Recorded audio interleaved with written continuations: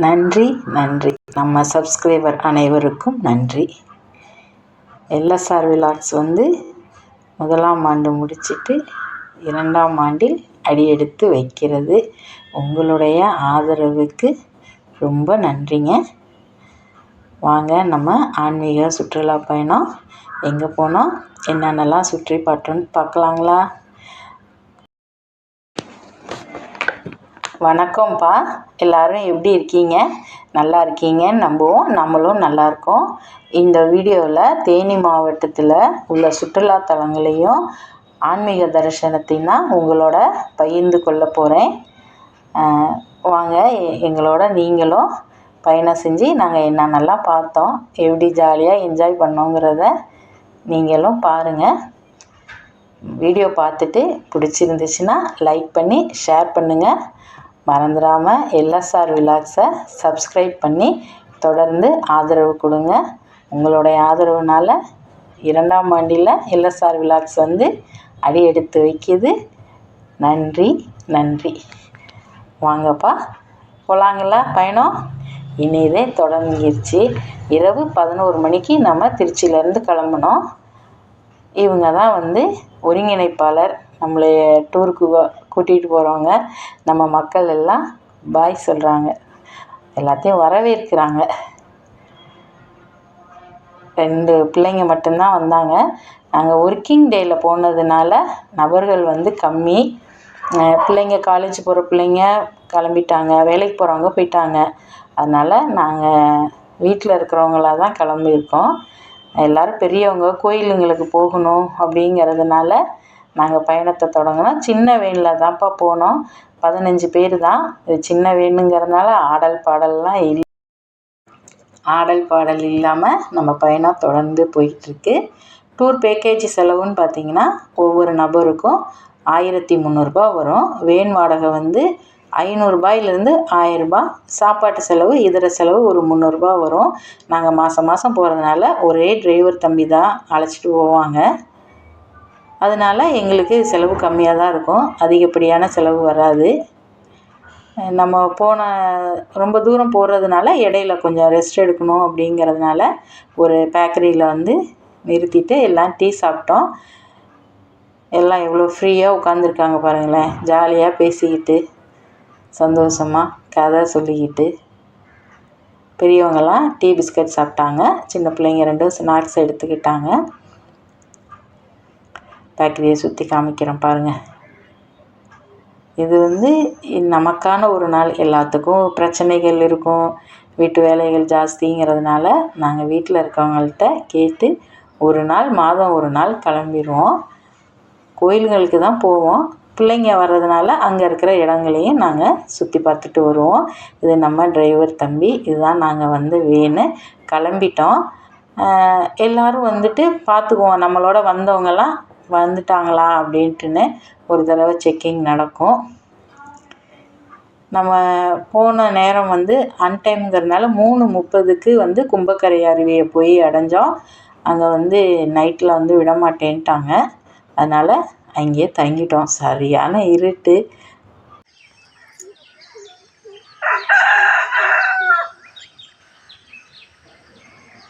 நமக்கு பொழுது விடிந்தது. இன்றைக்கு கும்பக்கரை அருவியில் சுற்றி பாருங்கள் எப்படி இருக்குன்னு.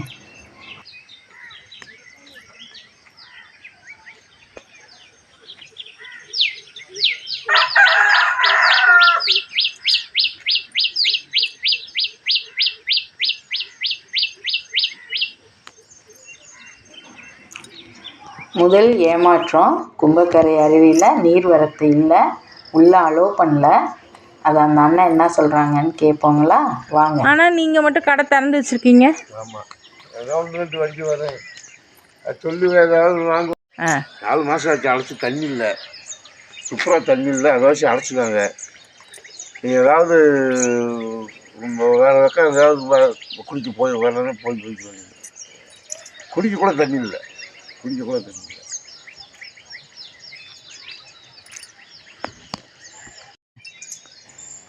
கும்பகரில்ங்க, இது டீ கடை. நாங்கள் டீ கடை வச்சுருக்கேன். என் பேர் நாகேந்திரன். இப்போ 4 மாதமாக தண்ணி இல்லை, உங்களுக்கு குடிக்கவும் தண்ணி இல்லை. இல்லை, உங்களால உங்களுக்கு வியாபாரமும் பாதிக்கும். கும்பக்கரை அருவியில் வந்து நீர்வரத்து இல்லைங்கிறதுனால நாங்கள் ஏமாற்றத்தோடு திரும்பிட்டோம். அங்கே நிறையா மாந்தோப்பு இருக்குப்பா, மாம்பழம் நிறையா கொட்டி கிடக்கு, யாருமே எடுக்கலை.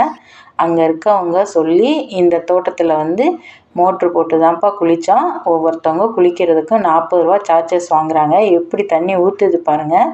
அன்பு தோட்டம்னு பேர். இங்கே வந்து எல்லா சௌகரியமும் இருக்குது, பாத்ரூம் சௌகரியமும் இருக்குது, துணி மாற்றுறதுக்கான இடமும் இருக்குது. நாங்கள் இங்கேயே குளிச்சுட்டு துணி மாற்றிட்டு கிளம்பிட்டோம். பெரிய குளத்தில் வராக நதி கரையோரம் அமைந்துள்ள அருள்மிகு அறம் வளர்த்த நாயகி உடனுரை ராஜேந்திர சோழீஸ்வரர் ஆலயமும் அங்கேயே வந்து பாலசுப்ரமணியர் முருகன் கோவிலும் உள்ளது. அவ்வளோ பெருமை வாய்ந்தது. இந்த கோவிலை பற்றின வீடியோ நம்ம சேனலில் தனியாக அப்லோட் பண்ணியிருக்கேன். குழந்தை வரம் அருளும் முருகன் சொல்லிட்டு அதை நீங்கள் பாருங்கள், பார்த்து தெரிஞ்சுக்கோங்க. வராக நதி தண்ணி கம்மியாக இருக்குது, பாருங்கள்.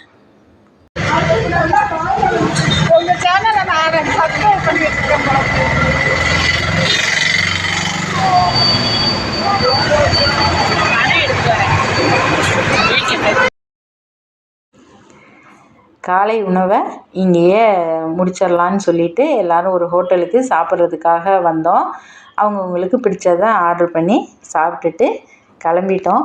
அடுத்து நம்ம வந்து போன பயணம் எங்கன்னு பார்த்தீங்கன்னா சோத்துப்பாறை நீர்த்தேக்கம். அங்கே எவ்வளோ தண்ணி கம்மியாக இருக்குதுன்னு பாருங்களேன்.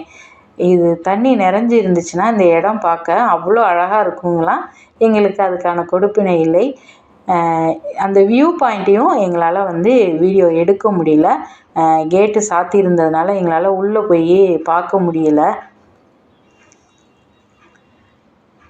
வெளியிலே இருந்துட்டு கொஞ்ச நேரம் அங்கே இருந்தோம். வீடியோ ஃபோட்டோ ஷூட் எல்லாம் முடிச்சுட்டு கிளம்புனோம். ஆனால் ஒரு பயணம் போகிறோம்னா சரியான திட்டமிடல் இருந்தால் எல்லாமே சரியாக இருக்கும்.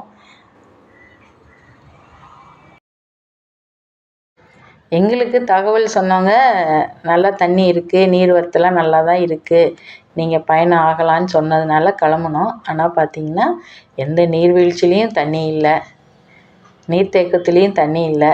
இருந்தாலும் நாங்கள் கோயில்கள்லாம் நல்லா எங்களுக்கு சிறப்பாக தரிசனம் கிடச்சிது. நீர்த்தேக்கத்துலேருந்து வர வழியில் ஒரு சின்ன நீரோட அதில் நிறையா தண்ணி இருந்தது. அதில் மீன் இருந்ததுனால இந்த பிள்ளைங்க கொஞ்சம் நேரம் அதில் விளையாண்டாங்க. நாங்கள் இங்கே ஒரு அரை மணி நேரம் இருந்தோம்ப்பா. ஏன்னா நல்ல குளு குளுன்னு இருந்தது. சின்ன பிள்ளைங்களோட சேர்ந்து நாங்களும் ஒரு சின்ன விளையாட்டு. பாய் பாய் சொல்லணுன்னா எல்லாம் விசில் போடணுன்னாங்க. நமக்கெல்லாம் விசில் அடிக்க தெரியாதுன்னு அது பக்கத்தில் இருக்கிறவங்க விசில் அடித்து அவங்க வந்து ஜெயிச்சிட்டாங்க.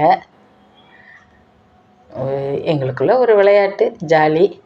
இங்கேயும் மாமரம் நிறையா இருக்குது. அடுத்து வந்து நம்ம போன ஆலயம் பெரிய குளத்தில் இருக்கிற கௌமாரி அம்மன் ஆலயம். நாங்கள் போயிருந்த நாளில் திருவிழா வந்து தொடங்கியிருந்தாங்க. இந்த திருவிழா வந்து 10 நாள் திருவிழாங்களாம்.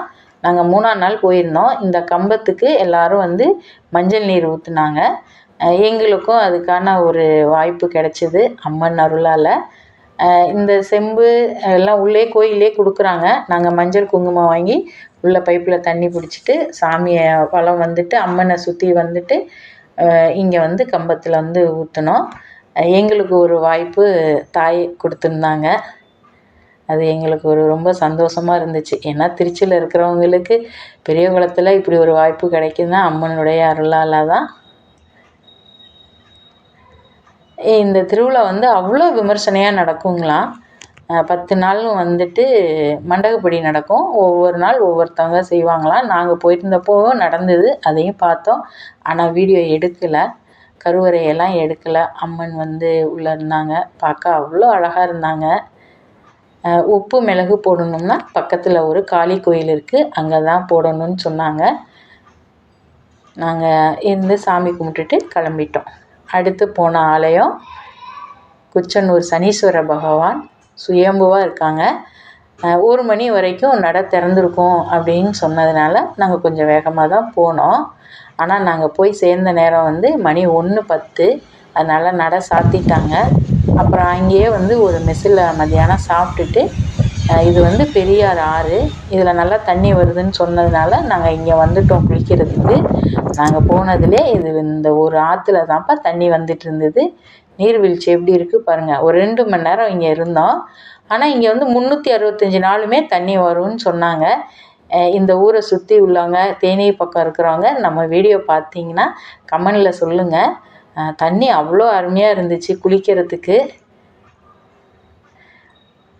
ஜாலியாக என்ஜாய் பண்ணிட்டோம்.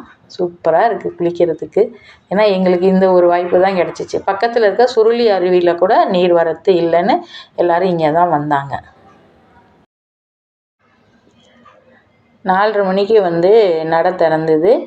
நாங்கள் நல்ல முறையாக சாமி கும்பிட்டுட்டு கிளம்பிட்டோம். இங்கே வந்து கோயில் கட்டிகிட்டு இருக்கிறனால வீடியோலாம் எடுக்க முடியல. வெளியில் இருந்து தான் நான் எடுத்தேன். எப்படி இருக்குன்னு பாருங்கள். இங்கேருந்து ஒரு 5 மணிக்கு நாங்கள் கிளம்பிட்டோம். ஏன்னா அடுத்து வந்து வைகை அணைக்கு போகணும் அப்படிங்கிறதுனால.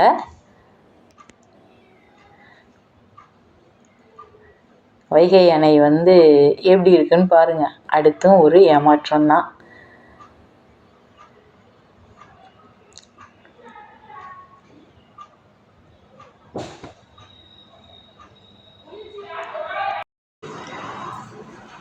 குடிநீருக்காக கொஞ்சம் தண்ணி திறந்து விட்டுருந்தாங்க. அதுவும் கொஞ்சம் பார்க்க நல்லா இருந்தது. அணையில் கொஞ்சமாக தண்ணி இருக்குது. அது மேலே போனதுக்கப்புறம் தான் எங்களுக்கு தெரிஞ்சுது. எல்லாம் இந்த கீழே நின்று பார்த்தவங்க பார்த்தாங்க. மேலே ஏற முடியாதவங்கனால கீழே நின்றுட்டாங்க. நாங்களாம் கொஞ்சம் மேலே போனோம். எப்படி இருக்குது பாருங்கள் வைகை அணை. நான் வந்து இப்போ தான் முதல் தடவையாக வைகை அணைக்கு போகிறேன். இதெல்லாம் இப்போ தான் பார்க்குறேன். நீங்கள்லாம் இந்த வீடியோ பார்க்குறவங்க பார்த்துருக்கீங்க அப்படின்னா கமெண்ட் பண்ணுங்கள். எத்தனை தடவை வந்திருக்கீங்க, நீங்கள் பார்க்கும்போது எப்படி இருந்தது அப்படிங்கிறதையும் கமெண்ட் பண்ணுங்கள். எங்களுக்கு வந்துட்டு ரொம்ப பிடிச்சிருந்துச்சு. ஏன்னா இயற்கை காற்று சூப்பராக இருந்தது. வைகை அணையில் எவ்வளோ தண்ணி இருக்குதுன்னு பாருங்கள். சூரியன் மறைஞ்ச இடம் வந்து வைகை அணையில் தான் எங்களுக்கு அன்றைய பொழுது. எல்லோரும் வீடியோ எடுத்தோம். இந்த வீடியோவில் விருந்தாளி ஒருத்தர் இருக்கார் பாருங்கள், பைரவர். அவர் வந்து பயமே இல்லாமல் இந்த கட்டையில் தாங்க படுத்திருந்தார். நாங்கள் வந்து வீடியோ எடுக்கிறோங்கவும் எந்திரிச்சு உட்காந்துக்கிட்டு எப்படி போஸ் கொடுக்குறாரு பாருங்களேன். எங்களுக்கெலாம் கூட கொஞ்சம் பயமாக இருந்தது. என்ன இவ்வளோ தைரியமாக படுத்திருக்கே அப்படின்ட்டுன்னு. அழகாக போஸ் கொடுத்துட்டு நாங்கள் கீழே இறங்கினோம். எங்களோடய வந்துட்டு கீழே வந்துட்டு திருப்பி வந்து மேலே ஏறி வந்துட்டார் இவர். இது நம்மளோட வந்த பிள்ளைங்க வீடியோ எடுத்துகிட்டு பார்க்குறாங்க. நாங்களும் எங்களுக்குள்ள அடுத்து ஒரு விளையாட்டு.